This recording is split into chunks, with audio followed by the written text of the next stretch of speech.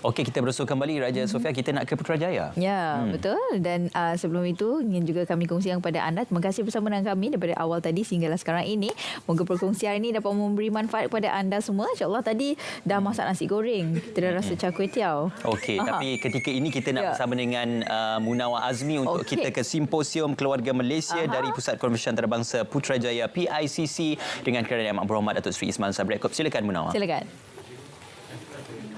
عليك توكلنا وعليك عنبنا وعليك المصير.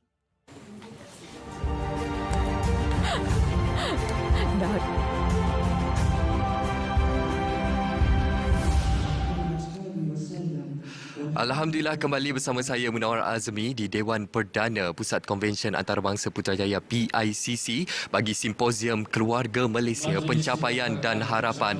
Baik penonton, sebentar tadi kita baru saja menyaksikan ketibaan Yang Amat Berhormat Perdana Menteri Datuk Seri Ismail Sabri Yaakob yang diiringi ketibaannya oleh Menteri Kanan Kerja Raya Yang Berhormat Datuk Seri Haji Fadilah Yusof dan juga Yang Berhormat Datuk Seri Mustafa Mohamad dan juga Yang Berhormat Datuk Seri Dr. Wan Junaidi Tuanku Jaafar. Sepastinya pada hari ini, pada ketika ini kita akan menantikan ucapan ataupun ucap tama daripada Yang Amat Berhormat Perdana Menteri Datuk Seri Ismail Sabri Yaakob untuk kita mengetahui apakah antara amanat yang akan disampaikan, khususnya genap setahun pentadbiran Yang Amat Berhormat Perdana Menteri di bawah pimpinan dan juga aspirasi keluarga Malaysia. Pada ketika ini, penonton, seperti yang kita sedia maklum, di pentas utama kita bakal menyaksikan ucapan dan juga majlis pelancaran dan juga gimik perasmian yang akan disempurnakan oleh Yang Amat Berhormat Perdana Menteri. Jadi, bersama-sama kita berikan tumpuan ke pentas utama untuk kita mengamati apakah antara amanat yang akan disampaikan oleh Yang Amat Berhormat Datuk Seri Ismail Sabri bin Yaakob.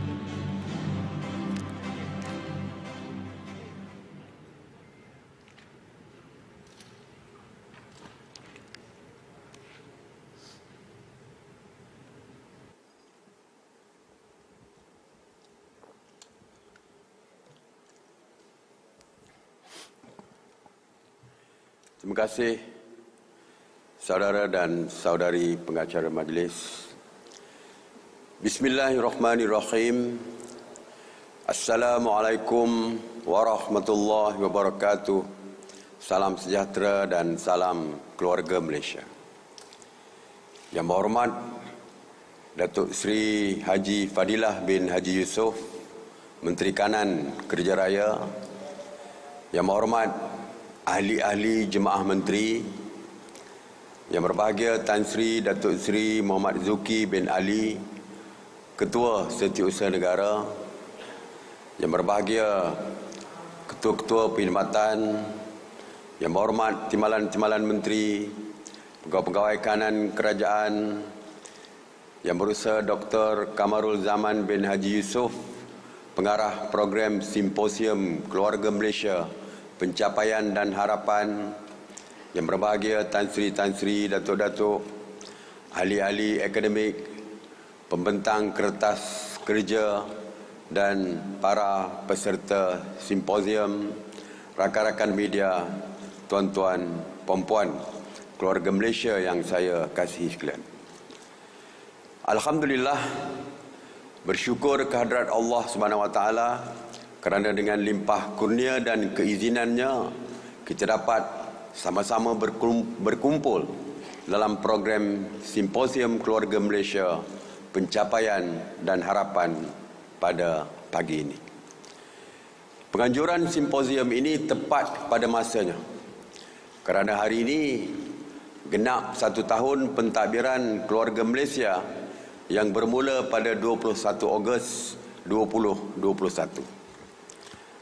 Saya mengangkat sumpah sebagai Perdana Menteri dalam suasana negara sedang berdepan dengan pandemik COVID-19 yang sedang mengganas hebat sehingga ia mencapai rekod sebanyak 24,599 kes harian dan mengakibatkan 393 kematian pada 26 Ogos 2021.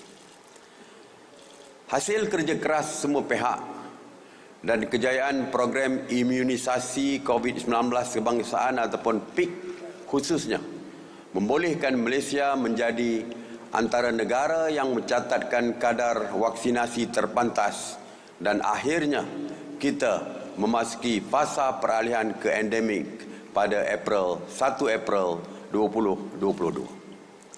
Saya mewakili kerajaan mengucapkan ribuan terima kasih kepada petugas-petugas kesihatan yang bertungkus lumus menyelamatkan mangsa-mangsa COVID-19.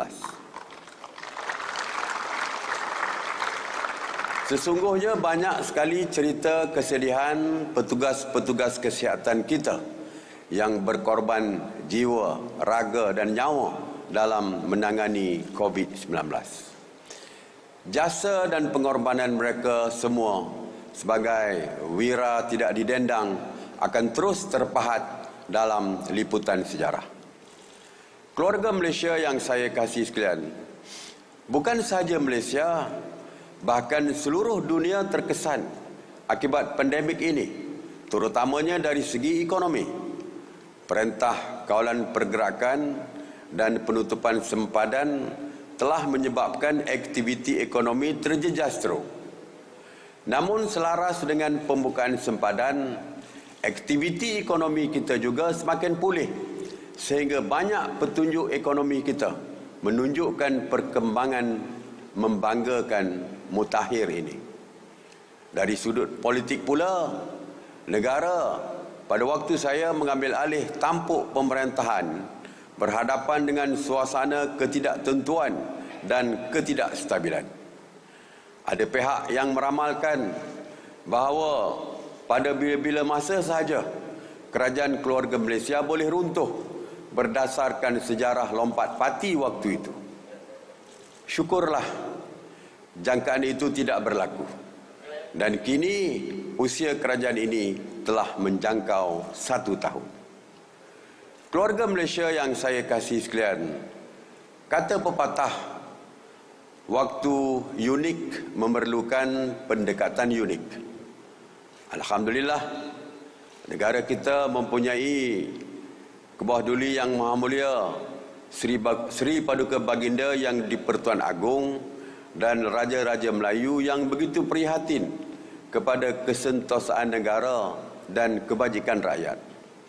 Atas nasihat Sri Paduka Baginda, maka kita telah mengambil inisiatif melupakan segala perbezaan dan mewujudkan kebersamaan dengan memeterai kerjasama rentas parti dengan pihak pembangkang. Hasil pendekatan inklusif ini, kita telah mencapai kestabilan politik. Berbagai inisiatif lain yang kita rundingkan melalui sesi-sesi konsultasi telah mendapat sokongan melas semua pihak. Ini termasuk bajet 2022 yang mendapat kelulusan majoriti serta rang undang-undang pindaan perlembagaan membabitkan perjanjian Malaysia 1963 dan larangan pindah parti yang telah diluluskan secara sebulat suara. Untuk itu saya ingin merakamkan penghargaan kepada Sri Paduka Baginda Yang di-Pertuan Agong dan Raja-Raja Melayu yang telah memberikan nasihat dan sokongan kepada kerajaan keluarga Malaysia sejak setahun lalu. Ketaatan, kesetiaan kerajaan keluarga Malaysia kepada Sri Paduka Baginda tidak boleh sama sekali diragui. Malah kita sentiasa menjaga hubungan baik dengan pihak istana selaras dengan prinsip pertama rukun negara, iaitu kesetiaan kepada raja dan negara. Tidak lupa juga saya ingin menzahirkan rasa terima kasih kepada semua ahli jemaah menteri serta semua ahli parlimen, baik dari pihak kerajaan maupun pihak pembangkang yang menyokong pelbagai inisiatif yang kita kemukakan.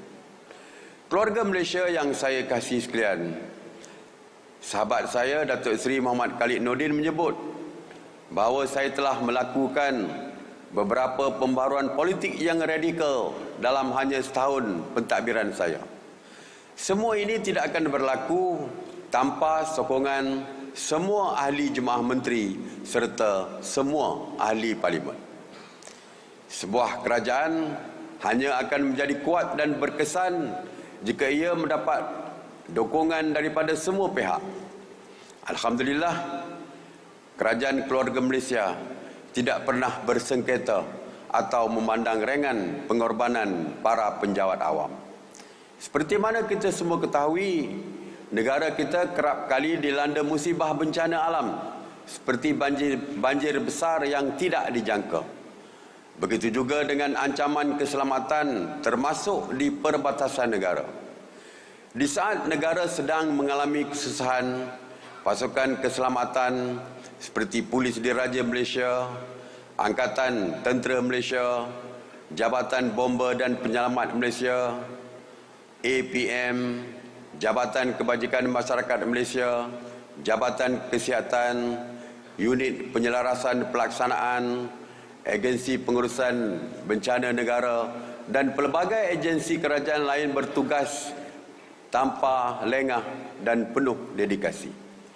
Sehubungan dengan itu, Kerajaan Keluarga Malaysia sentiasa menghargai pengorbanan para penjawat awam di bawah kepimpinan Ketua Setiausaha Negara Tan Sri Datuk Seri Muhammad Zulkifli. InsyaAllah kita akan mengumumkan sesuatu yang menceriakan bagi mengubat duka lara kepada para penjawat awam pada Majlis Amanat Perdana Perkhidmatan Awam yang dijadualkan pada 30 hari bulan Ogos nanti. Tunggulah. Saya pun tengah fikir ni. Begitu juga dengan para aktivis masyarakat yang cekal berkhidmat kepada negara, khususnya melalui pertubuhan bukan kerajaan ataupun NGO. Kerajaan Malaysia sentiasa mengingati sumbangan mereka. Keluarga Malaysia yang saya kasih sekalian, dalam buku bertajuk Why Nations Fail, The Origins of Power, Prosperity and Poverty, Darren Acemoglu dan James A. Robinson mengemukakan satu teori yang mengaitkan institusi politik inklusif dengan kemakmuran.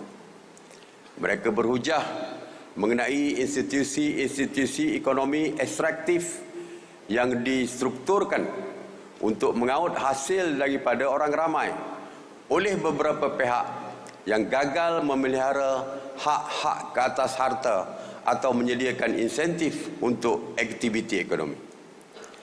Ini berbeza daripada institusi ekonomi inklusif yang memelihara hak-hak ke atas harta, mewujudkan padang permainan sama rata dan menggalakkan pelaburan dalam skill dan teknologi baru. Institusi ini pula disokong oleh institusi politik inklusif yang mengagihkan kuasa dengan luas. Ini yang sedang Kerajaan Keluarga Malaysia cuba lakukan, iaitu dengan memperkukuhkan institusi politik yang ada sehingga ia menjadi inklusif. Kita merancang untuk memperkukuhkan institusi parlimen dan kehakiman serta membentangkan akta pendanaan politik untuk politik negara yang lebih sihat. Masih banyak agenda yang boleh kita laksanakan. Masih ramai golongan yang perlu kita bantu, baik golongan miskin, golongan wanita, golongan orang kurang upaya dan sebagainya. Saya berharap agar kita akan terus dapat menguatkan tekad dan semangat untuk sama-sama berusaha memantapkan lagi pentadbiran kerajaan dan memulihkan ekonomi negara untuk manfaat seluruh keluarga Malaysia. Keluarga Malaysia yang saya kasihi, sejujurnya saya tidak mahu mendabik dada melaung-laungkan semua kejayaan yang telah dicapai oleh keluarga Malaysia. Dalam hal ini, biarlah fakta yang berbicara. Saya percaya simposium ini akan memberi ruang yang luas untuk semua peserta mendapat maklumat yang tepat dan jelas mengenai pencapaian dan cabaran Kerajaan Keluarga Malaysia sepanjang tempoh 1 tahun yang lalu.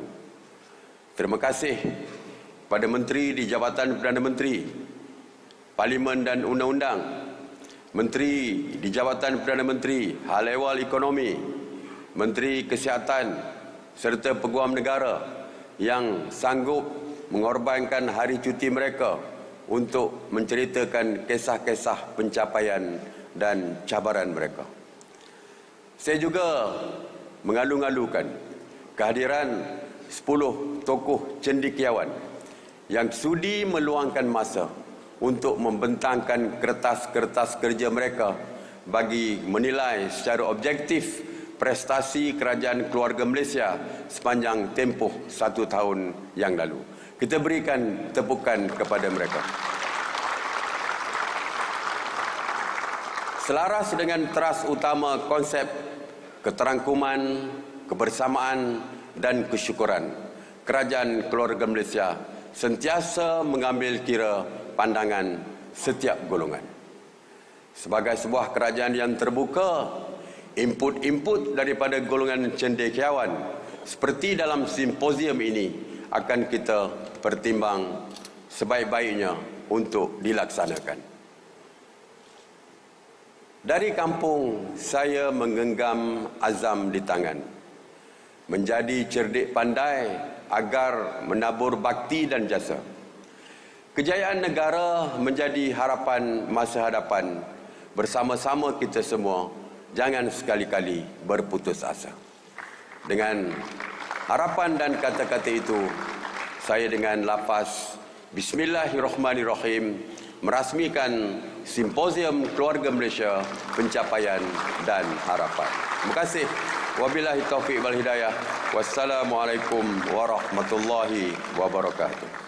Majlis merakamkan jutaan ucapan terima kasih kepada Yang Baik Amat penonton, Berhormat itulah Datuk tadi Seri ucapan Ismail perasmian yang disampaikan oleh Yang Amat Berhormat Perdana Menteri Datuk Seri Ismail Sabri Yaakob. Dan pada ketika ini penonton, sepastinya kita akan memberi tumpuan sekali lagi ke pentas utama untuk kita bersama-sama menyaksikan majlis pelancaran dan juga gimik pelancaran Simposium Keluarga Malaysia Pencapaian dan Harapan yang akan disempurnakan oleh Yang Amat Berhormat Perdana Menteri Datuk Seri Ismail Sabri Yaakob, turut disertai oleh barisan jemaah menteri yang hadir pada hari ini.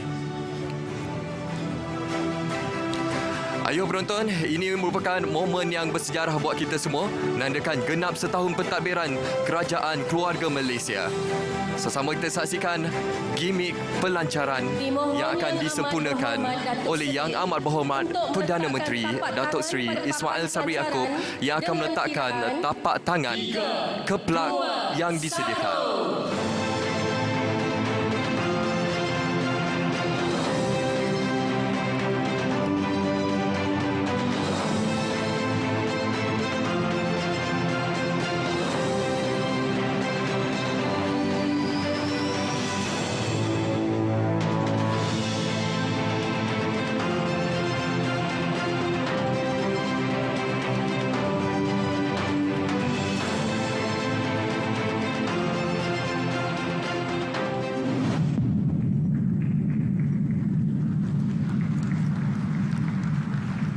Majlis merakamkan ucapan. Ya penonton, dengan selesainya gimik perasmian itu tadi, maka rasmilah Simposium Keluarga Malaysia Pencapaian dan Harapan pada hari ini. Sudah pastinya penonton, pada hari ini ia merupakan satu perkataan yang sangat penting. Sekitar jam 10 pagi tadi, 3 tokoh akademik telah pun menyampaikan ataupun memberikan pembentangan kertas kerja, dan selepas ini kita akan memberi perhatian kepada pembentangan kertas kerja yang akan dilaksanakan oleh 3 jemaah menteri dan diikuti oleh Peguam Negara serta 7 lagi tokoh akademik ataupun cendekiawan. Kepada kita semua untuk kita memahami apa antara intipati dan juga kejayaan, kecabaran pentadbiran kerajaan di bawah pimpinan Datuk Seri Ismail Sabri Yaakob. Saya kira ini sahaja perkongsian saya berkenaan Simposium Keluarga Malaysia. Terlebih dahulu saya ingin kongsikan kepada anda satu fakta yang menarik, iaitu Yang Amat Berhormat Datuk Seri Ismail Sabri Yaakob dibesarkan di Kampung Bukit Tingkat Pahang dari anak seorang penoreh getah kepada seorang Perdana Perdana Menteri.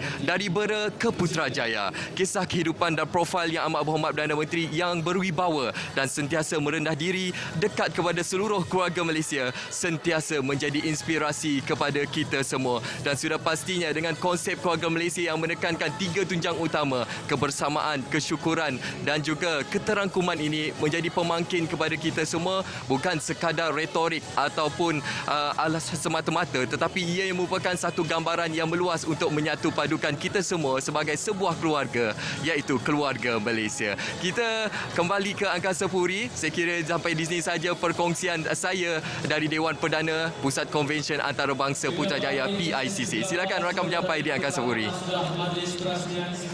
Baik, terima kasih Munawar untuk perkongsian berkenaan majlis perasmian simposium di Pusat Konvensyen Antarabangsa Putrajaya setahun aspirasi keluarga Malaysia. Ya, betul. Nampaknya Ismail, kita dah pun berada di hujung siaran Selamat Pagi Malaysia. Terima kasih diucapkan kepada anda yang setia bersama dengan kami daripada pagi tadi sehingga sekarang ini. Okey, dan kita juga akan ingin menyuruh anda untuk sama-sama memeriahkan JAKM ataupun aspirasi keluarga Malaysia di Shah Alam hari ini, hari terakhir. Jadi jom kita sama-sama meriahkan. Jangan lupa selepas ini kita akan bersama dengan Fresh Brew untuk bersama dengan anda seketika nanti. Dengan itu saya Ismail Adnan dan juga saya Raja Sufia Raja Arif. Assalamualaikum warahmatullahi wabarakatuh. Bye. Di langit cahaya bersinar.